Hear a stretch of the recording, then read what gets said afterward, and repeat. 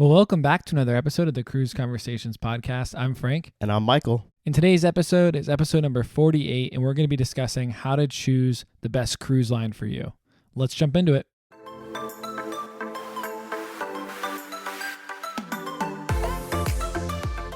Well, some exciting news podcast related today, Frank. You know, you may have seen us hint on social media the past couple kind of week or so. We're working on getting our YouTube channel launched. This would be super cool just to give another place just to get content out there, right? So a couple of the past episodes that you've seen us post these full videos on Spotify will be up there. What else are we going to have up there, Frank? We're going to try to bring content not just from this studio, but also from, being on a cruise ship, right? And some perspectives, whether that's us actually going live or just bringing B-roll from around cruise ships and just talking about, cruise news and things that are going on in the industry as well. So really looking forward to it. It'll be fun. Yeah. Just hopefully also it gets a new audience out there. I mean, at the end of the day, not everyone does enjoy the podcast method of getting news, right? So you can now go on YouTube and watch and actually see us in person, as you can also see us on Spotify at this point. But yeah, it's really cool. We're excited to continue bringing new content your way, and we're looking forward to it. So to go ahead and, just like Michael said, go ahead and subscribe so you can get alerts when we go live, when we actually drop new videos, and you can see all that on YouTube at Cruise Conversations. Yep, but as of today, it's out there, so go take a look. And like we said, subscribe, and we can't wait. Cool. Let's jump into some other cruise news that's going on, right? So big law this week, Michael, that went into effect. Actually, it's starting in July 1st, so it has not gone into effect yet.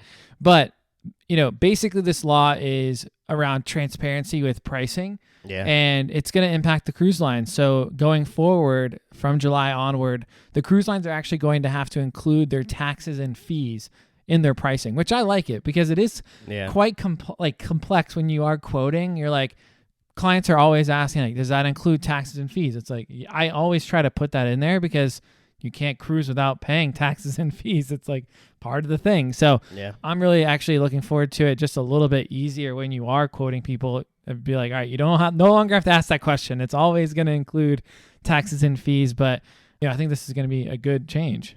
Yeah, and we've already kind of seen this with concerts, right? So I know Ticketmaster, Live Nation, some of them for certain shows are starting to roll it all up now into the front.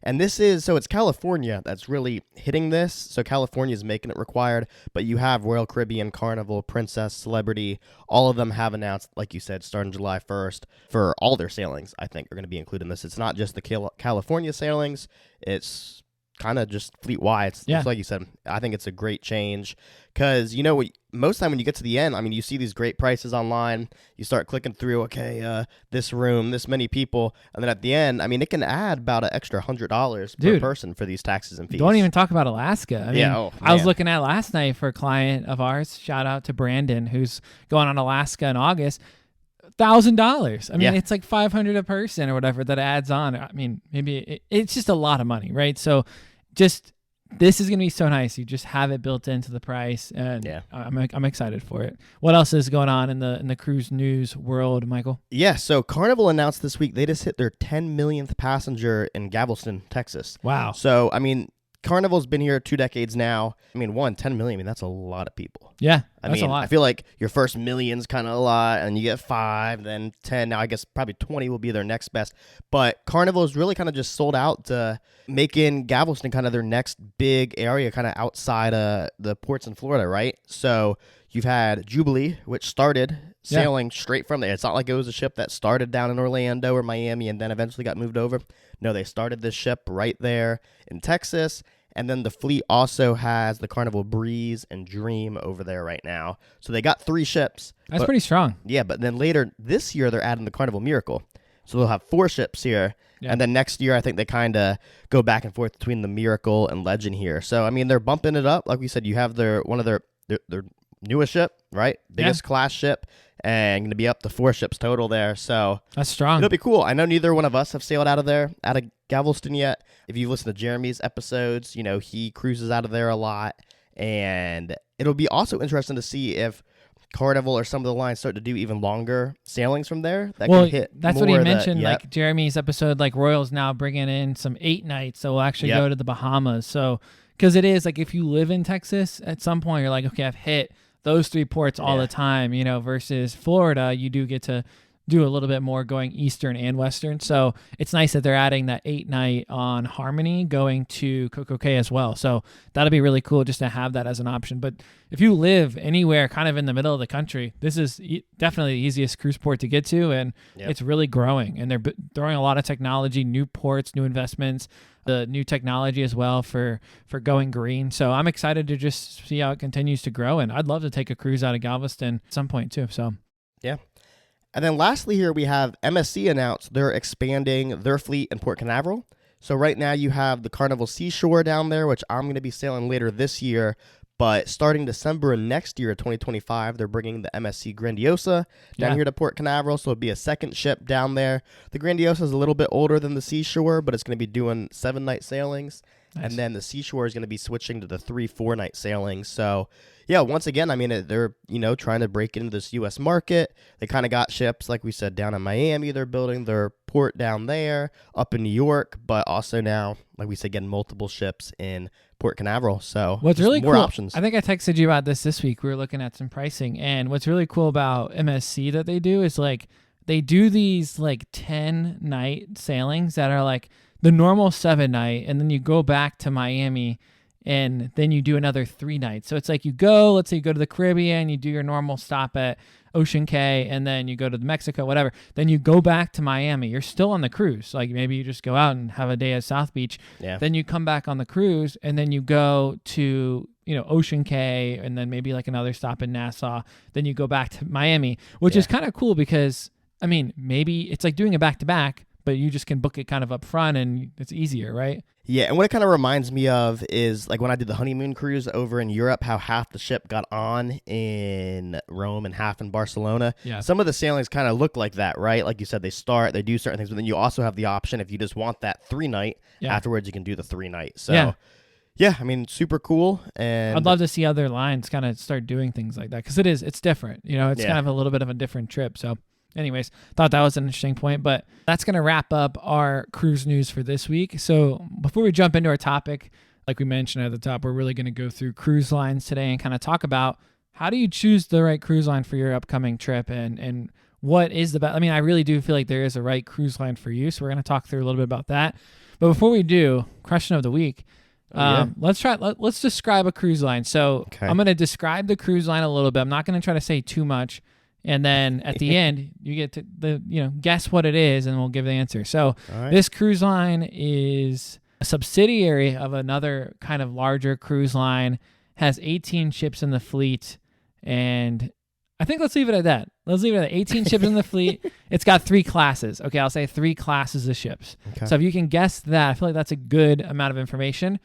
Then we'll give the answer at the end, but think through what that could be, and we're also going to talk about that one today. So like I said before, Michael, there really is, like, there's not a one-size-fits-all cruise line, right? So I think a lot of people that go on a cruise and maybe have a bad experience, a lot of times they just didn't do the research or look into what is the right cruise line for me. And there's the big ones that you always hear about. We're going to talk about them: Royal, Carnival, Norwegian.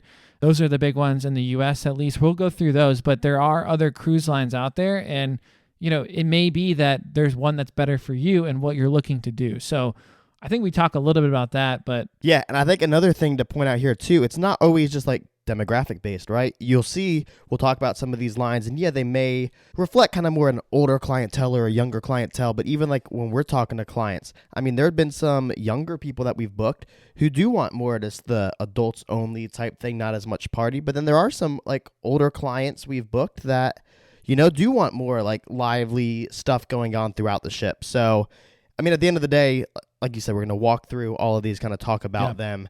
Yeah, like you said, there's such a great variety of just ships and companies and everything out there. Yeah, like to your point, like sometimes there's people that are in their early 20s that just are looking for more of a romantic getaway type cruise, and it's like that's not a Carnival. That's probably not even a Royal if you're really wanting to get into it. So that we'll talk a little bit about that today, but I think the first couple we're going to talk about are Royal and Carnival. So Royal, we talk about these a lot, so we don't have to spend too much time on them. Obviously they've got great kids areas. They've got amazing features.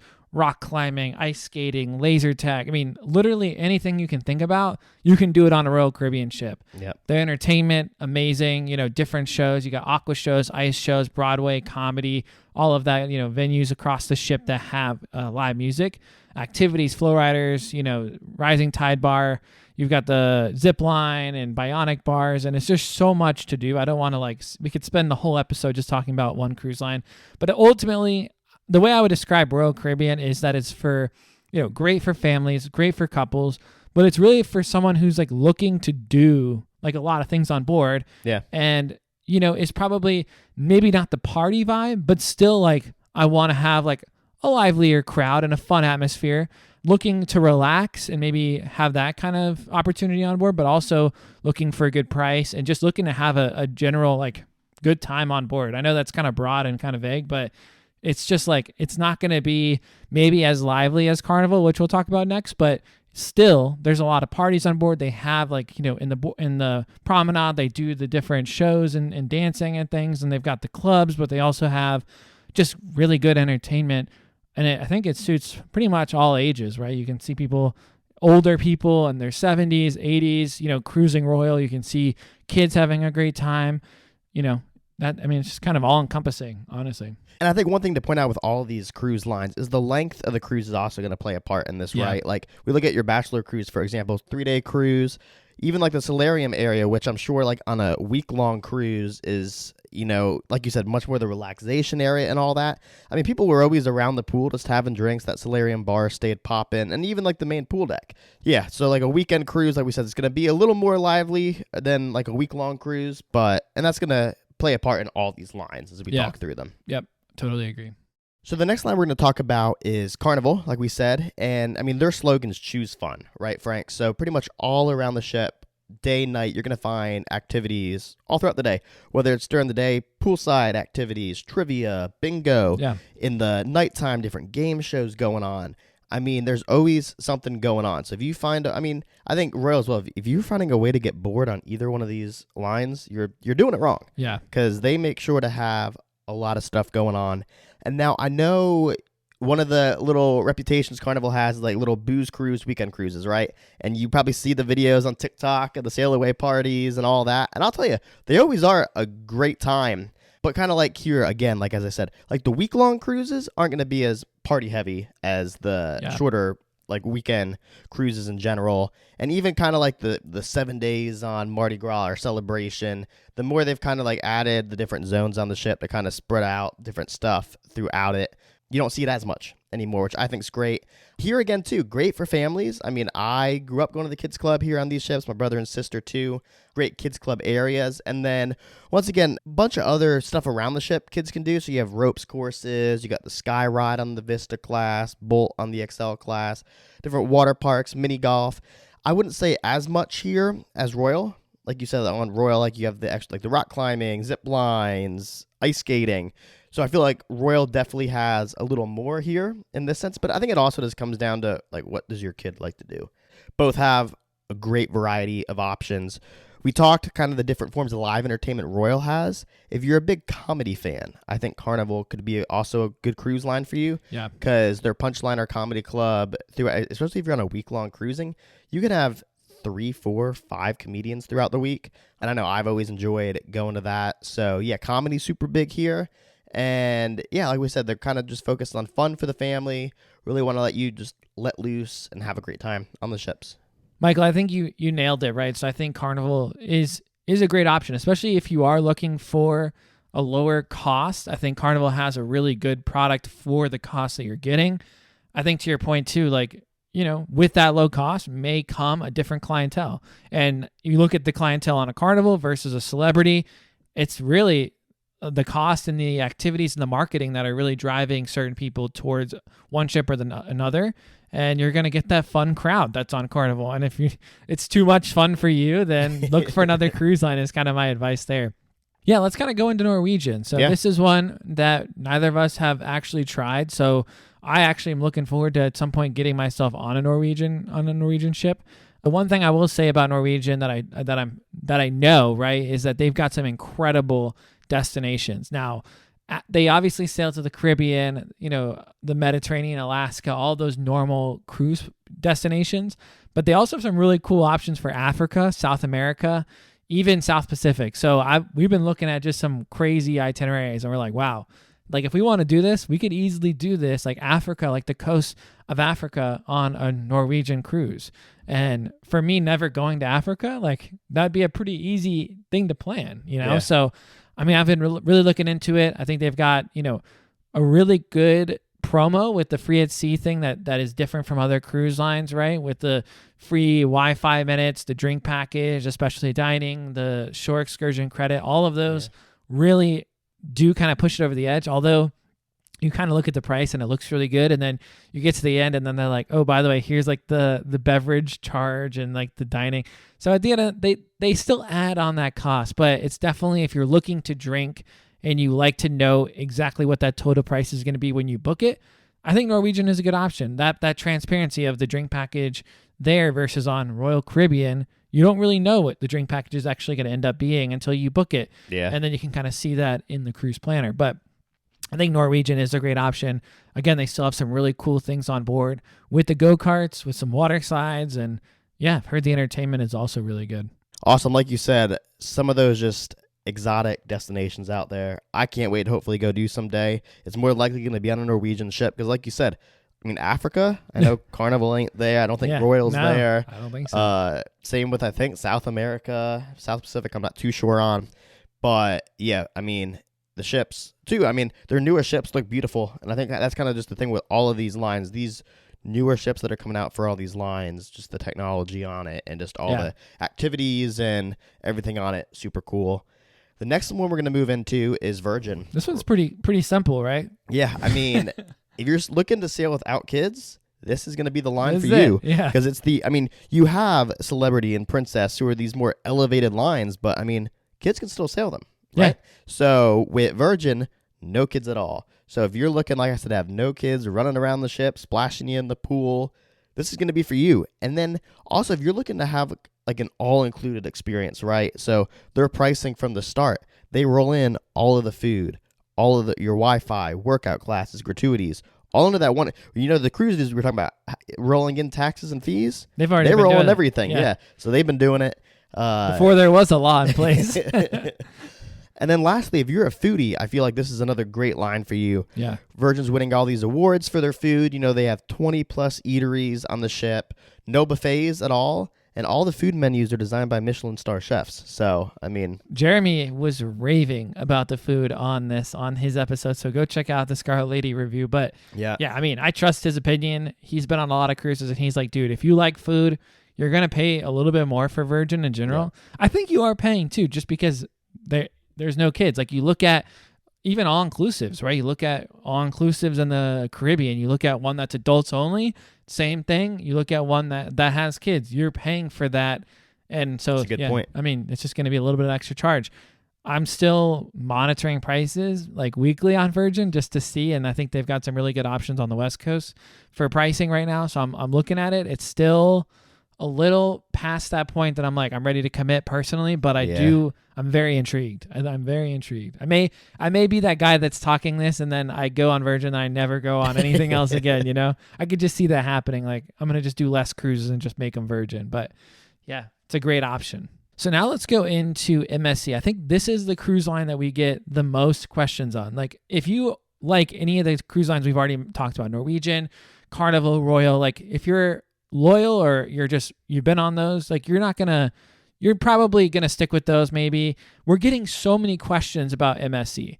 MSC, the product is pretty new in the US, right? So they've been kind of expanding in the US, like Michael mentioned with the cruise news, trying to grow, bring new ships over. And, they're still offering some incredible prices. I think that's the big thing here. Yeah. If you're like, hey, I really want an incredible deal, I want a cheap cruise, and you're like, I'm not like really wanting to go on Carnival for that vibe, just because of the vibe, I would point you right to MSC. And I feel like that's happened before where we're giving a list of options for cruises, and it's typically Carnival, Royal, maybe like an older Royal ship. MSC is always on the list, right? They're always on the list. They're trying to break through the U.S. market. I mean, they've got some really good deals out there. I mean, I'm talking like $40 a day, like sometimes. So yeah, it's just a really good price. Yeah, and I mean, for example, the cruise we're doing later this year, I think we're paying $2,200 for a 7-night. All three of us have the drink package. We're in an interior. That's 3 people. 3 people, yeah. Drink package, Wi-Fi for I think 2 devices, and maybe a $50 like excursion credit or something. Yeah. But I mean, that pricing, just like you said, throwing in the basic drink package and all that. I mean, that's tough to beat. It's tough to beat overall for a week long right now. I'm really excited to hear your review when you get back. So yeah, we'll definitely post that. And in terms of the European cruises, like they sail year round here. So we've got Megan going on an MSC cruise this summer. So we're excited to talk to her about that. But over 120 destinations in 30 different countries, which is pretty crazy. And that spans across the Mediterranean, Northern Europe. I mean, all over. So again, this is another one of those options where if you want to hit exotic ports, like I'm not talking like, oh, I want to go to Sicily, I want to go to Naples. Like those are the typical ports, right? Like I'm talking, I want to go to some really awesome places in the Mediterranean. This is probably one of your best bets. And while they are a European cruise line, and like we said, they're trying to break into the American market, they're also in other parts of the world too. So, like you said, the newest market for them's the American market, but I mean, they are beyond Europe too, I think over in Asia and some of that as well. Yeah. So, like you said, there's many more options out there to sail this line if you're interested in looking into it. All right, Frank, so we've talked about most of the mainstream lines, right? Now we have some premium lines to talk about here. So we got Princess and Celebrity. Obviously, Princess being owned by Carnival, Celebrity being owned by Royal Caribbean. Once again, we haven't sailed either one of these lines before, but both lines look great. You know, we've booked people on Celebrity. We booked people on Princess as well. And I've done all the Princess training, so, I mean, the Princess travel agent training is long. It's but you get a free cruise. You get a free cruise, but you learn a lot about the product too. So what can you tell us about Celebrity, Frank? Yeah, let's start with Celebrity. Again, you mentioned it's the sister kind of company to Royal. It's like Royal Caribbean Group is the bigger company, and then they own Royal Caribbean International, Silver Sea, and Celebrity. And Celebrity, this is the one that we said in the past, we booked a lot of Celebrity, and I think it could be the demographic of this. It's good telling. It tells a lot to us about the demographic of this podcast and who's listening. And, you know, it's just a different product than Royal. At the end of the day, there's similarities between Celebrity and Royal Caribbean and Carnival, but there's a lot of differences. And we kind of covered those a lot in Megan's podcast episode where she does the review between Celebrity and Royal Caribbean. But at the end of the day, Celebrity's product is really about good food, right? So good food is a huge piece of it. They've got kind of like an upscale. The dining room, like she mentioned, was like the same kind of caliber as the specialty restaurants on Royal. So like where Royal, you have to spend a little bit extra for good food. Yeah. You just go to the main dining room on Celebrity, and it's already kind of at that level where you're like, okay, I don't really need to spend anything extra to have an incredible like culinary experience. Now, in terms of the actual like entertainment on board, they do have shows and big kind of entertainment venues, but most of it is kind of smaller bars and just smaller venues in general, right? So it's more just kind of relaxing, having a great drink with your friends at the pub, but not like going to these massive like aqua shows and ice shows. It's not as flashy, right? Because they're just not trying to attract that type of person. They're just trying to attract someone who wants to just have a casual few drinks after dinner and like, you know, live music in the background. It's not going to be like maybe as loud and dancing and stuff. Like on our cruise, we were at the pub and we were really getting into it. I mean, on Royal Caribbean, right? Like I was hitting the walls and, you know, we were all singing and dancing and everyone was standing up. It's not going to be like that. It's going to be more about just being with your people. Maybe you'll play some cards, but you'll have music in the background, and they've got a bunch of different venues to enjoy that. Their ships are, you know, super nice. They've got some really cool features, but it's not, again, as flashy, right? So it's just more about that traditional kind of cruise experience. And yeah, we've heard great things. I mean, I actually got a call this week, Michael, from someone that had a little bit of a bad experience on Celebrity, so now he wants to try Royal, so we're going to get him booked on one of those. But for the most part, I mean, 90% of the time I'm hearing like people really do like Celebrity. But if you have kids and you ask me, I think your kids will have a great time on Celebrity. They still have the kids club, all that. But I think they're going to have a better time on a Royal or Carnival. That's just me. So that's just my opinion from what I've heard and from what people have said. Yeah, and like you said, like you have the kids club, right? But then it's like outside of that. There's not as much around the ship for them to do. Like kids will just like be feeling like they're at like an amusement park on a Royal Caribbean or a Carnival ship. Like they're going to be going crazy. You're going to have to calm your kids down and be like, hey, sit in the corner and eat your hot dog. Like don't run to the water slides yet. You need to chill. So like that's one thing, but like on Celebrity, they're gonna be like, Mom, like what do we do now? Like they may have some of that more than they would on other lines. I can't wait for you to have a kid on a cruise someday, Frank, and tell your kid too. to sit there in the corner and eat his hot dog. We're gonna be doing some group cruises, and we'll be like bringing our kids. It'll go from like an adults group cruise to now like everyone just bring your kids and have a good time. But it'll be cool to see how that progresses. Yeah. And then kind of going off of Princess here, right? Most everything you said with Celebrity, I mean, you can say right here about Princess. I think the one big difference of Princess is their medallion, right? I don't know if we talked about this a couple weeks ago, if I was talking to you or somebody else about this. Their medallion technology, I mean, it's been around years now. But when they first announced it, it was, like we said, Princess is a Carnival brand. It was the main Carnival that kind of announced, oh, this technology is coming, right? And then afterwards, they decided, all right, we're adding it to Princess. So I'm kind of surprised we haven't seen this on Carnival yet. But this medallion does a lot for you, Frank. Like, it's your room key, right? So as you get so close to your room, you have a little screen outside, kind of says, welcome back. Your door unlocks for you, opens. So it does, like, room stuff. You can order, like, food directly to you on the ship. It tracks your location. So, like, at your party, you can...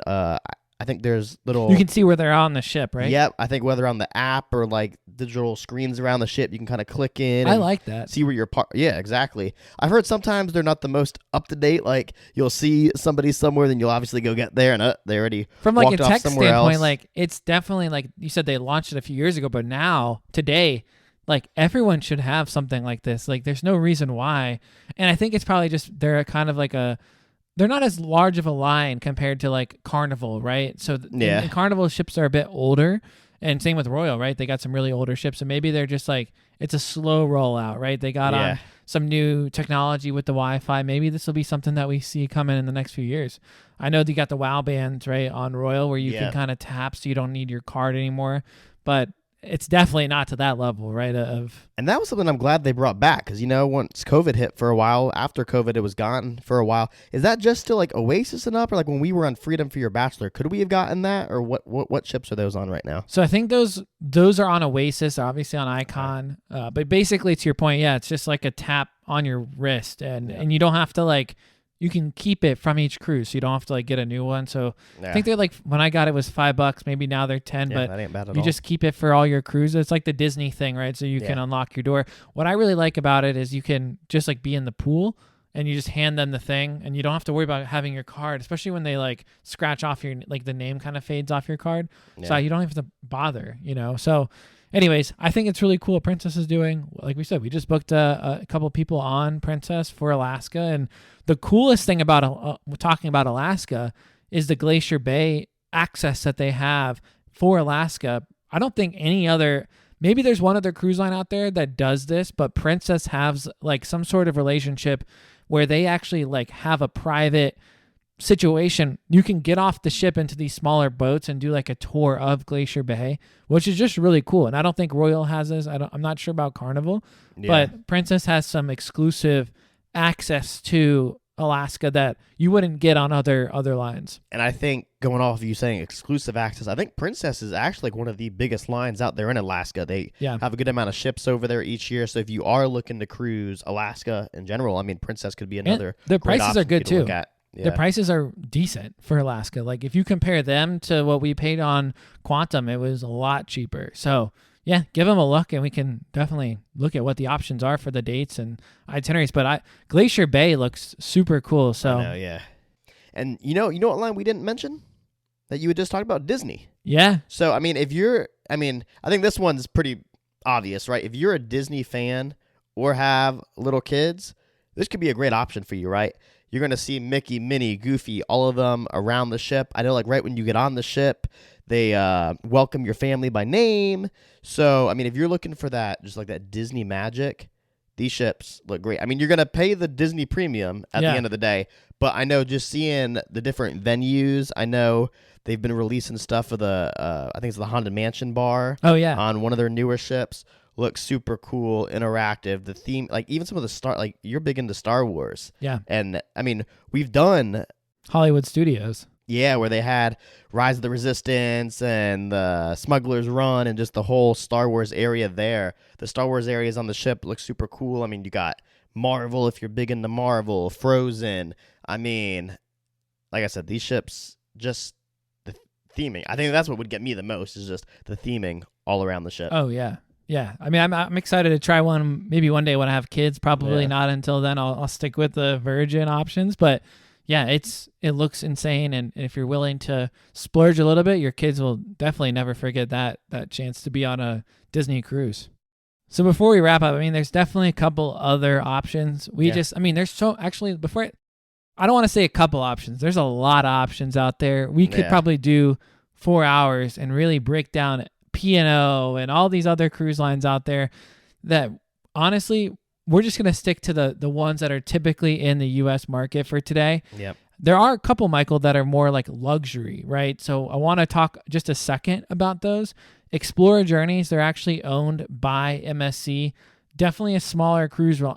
Just in general, there's only a couple cruise ships out there. Yeah. And then the ships themselves are less than 1,000 people. So that's way smaller than anything we've ever been on. But it's really, again, you're talking 2,500, maybe 3,000 a person, but these rooms, every room looks like a suite.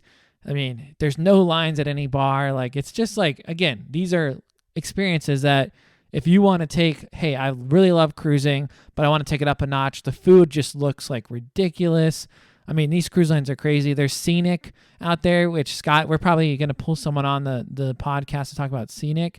They do some really, really cool Antarctica cruises.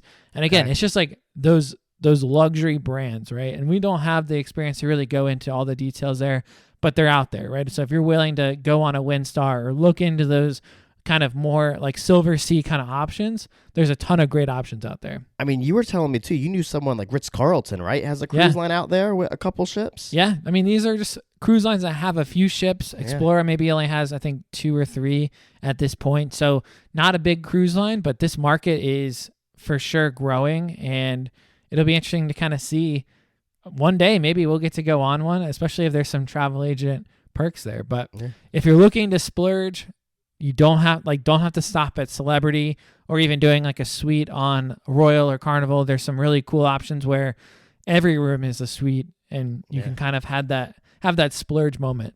Well, that's gonna wrap up this week's topic. We've been doing the little Cruise in the Med series. Probably have another episode or 2 coming of that in the future. Couple interviews. We have some interviews coming up, but it was kind of nice just to change it up this week. Kind of talk about multiple lines. It's been a while since we've done this. Yeah. Kind of talking about just multiple cruise lines. So we really hope you enjoyed it. Like we said, if you're watching on YouTube now, by the time this gets posted, make sure to like this video, subscribe to us on YouTube, and also some of our other. Obviously Instagram's our most built out social media, but we have a TikTok, Facebook, so just go follow us wherever. And we'd love to connect with you on there. So Frank, let's get to the answer to your question of the week. So the cruise line has 18 ships as of this past year. It's a subsidiary, 3 classes. It's Princess. There's Princess. So pretty crazy. I just was putting that in there because we just booked Princess literally yesterday for a client, but really excited to give Princess a try. And based on what you said, Michael, like they've got some really cool, not just itineraries, but onboard kind of experiences. And I would tailor it more for the adult audience, but just an awesome cruise line out there that maybe you should look into for your next trip. And the funny thing too is when you were given the little couple bullet points for this, I'm like, if we say the medallion, it would give it away right then and there. And then when you hear us talk about it, it'll give it away even more. Well, hey, that's going to wrap up this week's episode of the Cruise Conversations podcast. As always, if you have any questions for us to answer on a future upcoming question and answer segment, make sure to either DM us on Instagram or fill out the question and answer box underneath this episode, or leave us a comment on YouTube. We have to start going through those now, Frank, to find some questions. We're going to need a full-time team to start going through these questions. And then if you're ready to book your upcoming cruise vacation, you can either fill out the JOT form in our bio or shoot us a text at 704-313-8556. Like I said, we'd love to pull some pricing for you and just help you plan your next cruise vacation. We hope you all have a great week, and we'll see you back here next Wednesday.